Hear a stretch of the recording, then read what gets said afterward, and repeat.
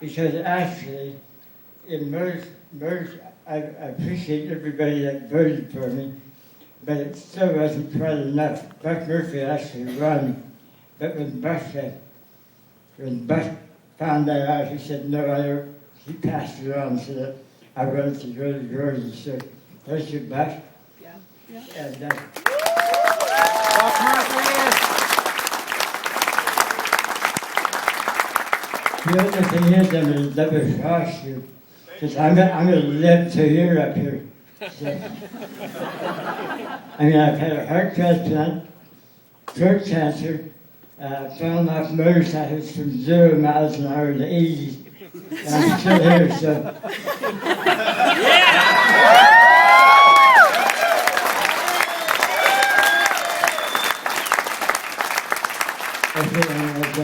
As Terry was saying, I never raced till I was 25.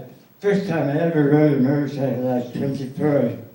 And but when I was a kid, I can remember had a paper route, 8 years old, and all I ever wanted to do was put a motor in that bicycle thing. And then when I was 24, I actually ended up riding, and then a year later, I started racing. And it just kind of came naturally to me. And so I'm going to say thanks to my first sponsor was Farm Tom Sessions.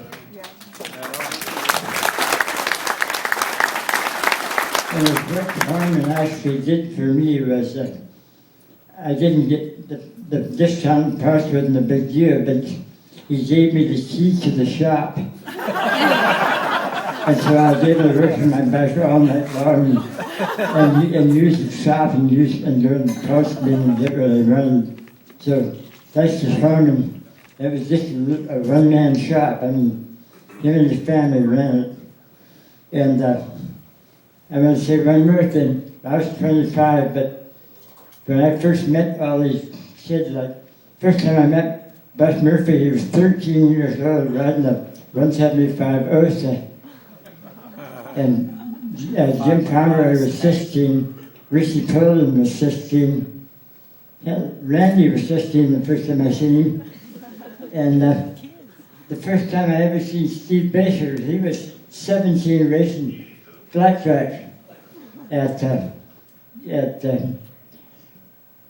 Graham Speedway. So then after I worked for Tom and Tom, I started running for Terry Saxon.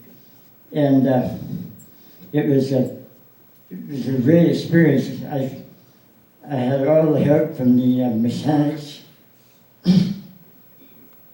And I'm going to give a special thanks to, I don't know if she's here, but Christy Tennyson was the post manager, and she made sure that I had all the posts whenever I needed them, which was a big help. I'm trying not to forget anybody here. I raced back in the day when you weren't allowed to have brakes on your motorcycle if you're a short track or a flat track. And people tell me that. I tell people that, and they just can't believe. You actually rode a motorcycle with no brakes? I said, yep. That was so you didn't stop in front of somebody to get run over. But anyway, I can remember, what I can remember is, as old as I was, you'd still have to, I'd line up on Friday and Saturday nights with Emma Hurley, John McLeod, Randy Shriver, Roxter, Pat Marinacci. And I'll tell you what, when the flag flies, it's time to get down to business. Because there was nobody to wait for you. And I was able to do it. And I once heard Bob Hanna say that when he was racing, he hated everybody on the track. But I can tell you, from my own point of view, some of the people that I respect and some of my best friends were my fellow racers. And they still are, and they're ready.